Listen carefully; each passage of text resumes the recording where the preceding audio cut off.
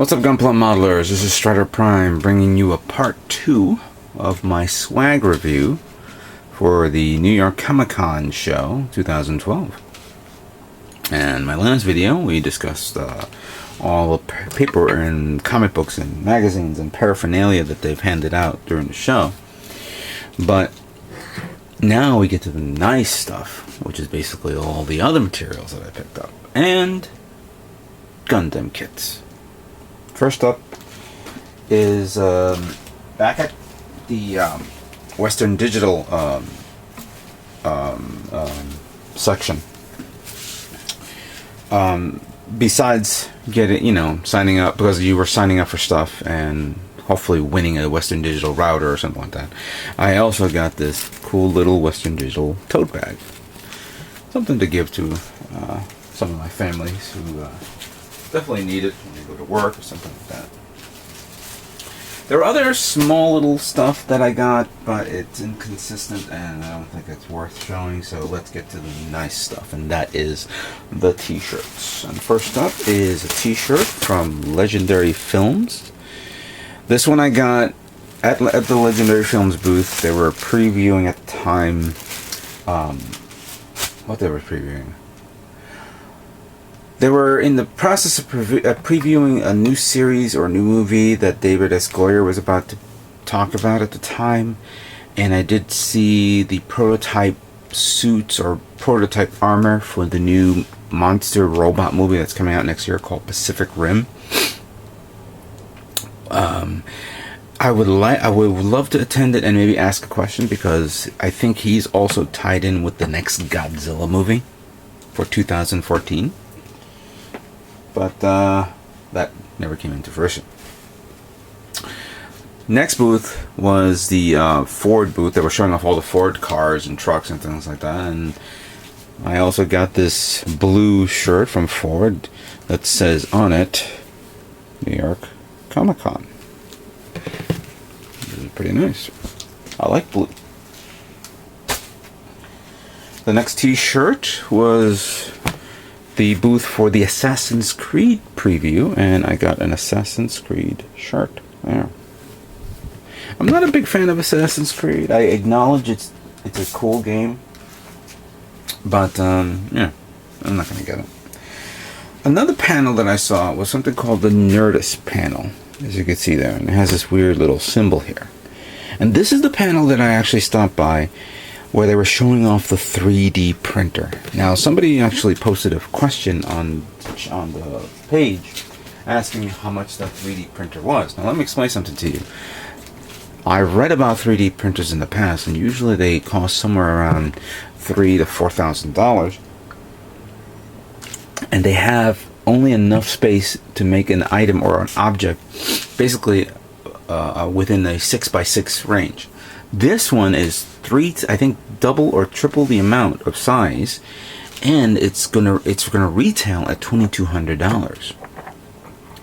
But it doesn't use ABS or any type of harmful chemicals. It uses another material that, if I'm not mistaken, I think they mentioned something like corn syrup or cornstarch or something like that, because it has a sweet smell as it's producing the 3D parts.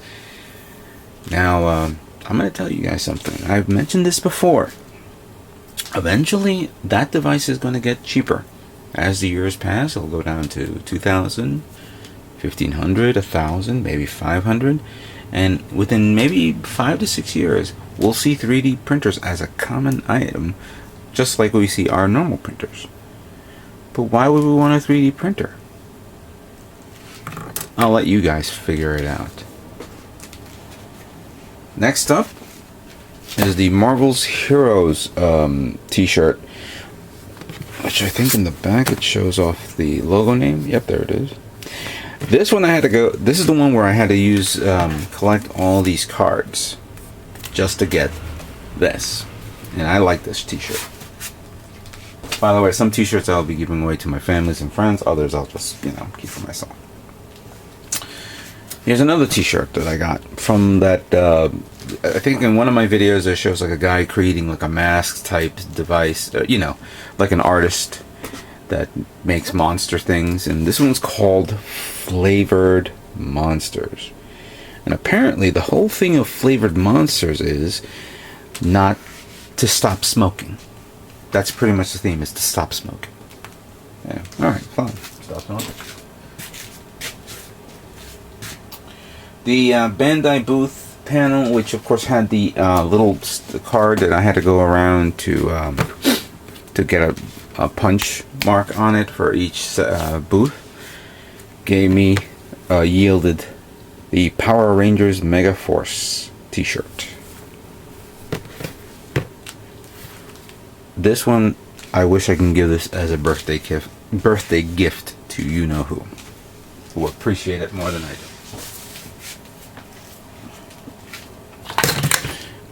Here's something called Astrocon. It was a large shirt. This one's going to be a gift for somebody. I don't know what Astrocon is because I just saw the t-shirt and I said, sure, I'll select that. The Windows booth type thing yielded this t-shirt that says Samsung WCG 2012. I think I've mentioned this before. And there's some stuff in the background for advertisement. So this is another cool t-shirt I got. And then the last t-shirt that I got that I actually pre-ordered was the Aliens t-shirt, which is going to be tied in with the Aliens Colonial Marine game that's coming out next year. So I got 1, 2, 3, 4, 5, 6, 7, 8, 9, 10 t-shirts. Nice little haul. Now that we're done with the free stuff that we've collected throughout the entire show, I'm now going to show off stuff that I purchased. And this is the good stuff. I know you guys have been waiting for this and you were asking me, what am I going to get for the show? I was going to get a lot of stuff. And then I realized, not a wise idea. Not because of the pricing. Well, maybe there was a few things that were a little expensive and beyond my reach. But considering that there were a lot of new kits that's coming out in the next few months that I want to get, that really didn't seem necessary for me to get kits that I'll get maybe later on when the price is cheap. Or there's a special or whatnot. But I did look around, other than the Bluefin distribution section, for other unique and unusual kits that I have never seen before. First up is a non-Gundam kit.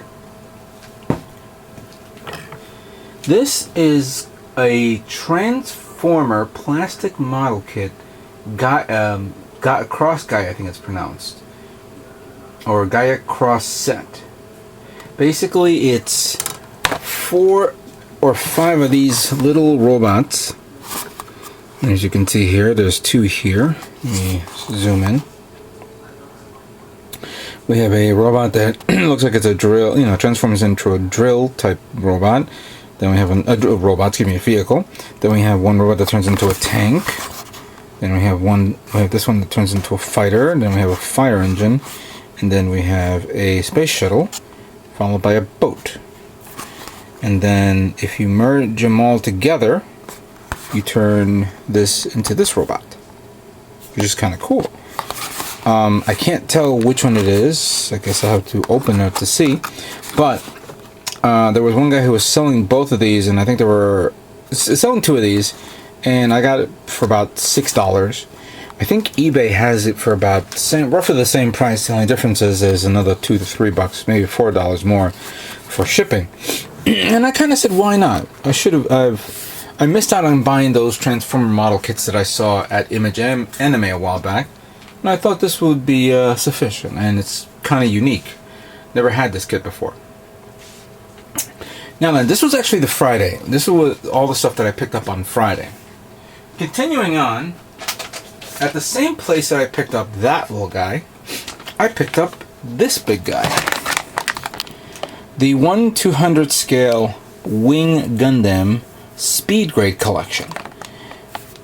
When I looked at it, I was like, wow, this is a kind of neat little packaging. But I've noticed that it's the same packaging that you would find in the Speed Grade box set of the same series. As a matter of fact, I have, and I'm kind of looking for it, but it could be buried under my other kits. Do I have it here? Yes, I do have it here. Let me pull that up.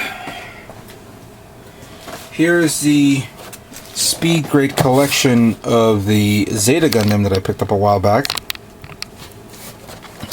I may build that one soon, but this one I said let me pick this up, and it was the only one they had, and it was for $15. So I said, you know what?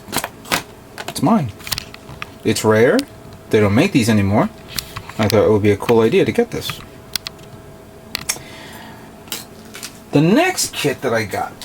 Now, I had to visit every vendor, because usually you have to find those unique vendors that have some stuff that you don't know. As a matter of fact, one of the vendors had the that brain-powered, or I forgot what it's called, brain-powered robot, which was based off I think an OVA series. It was $8 at the time. I haven't built it yet, and I should build it. He had the same, I think the same person or somebody else had about 7 or 8 of these kits at $5 a piece. And I'm saying to myself, they in no way are getting rid of these kits. I don't think nobody would want it if they were giving it away for free. But I didn't buy that. Instead, I was looking around and I found one guy who had a ton of classic kits. Robotech kits from Revell, which used, I think there was a few of the tank walkers that I should have, you know what, I am kicking myself in the ass for this. I should have purchased it, or one of those. Instead, what caught my eye was this.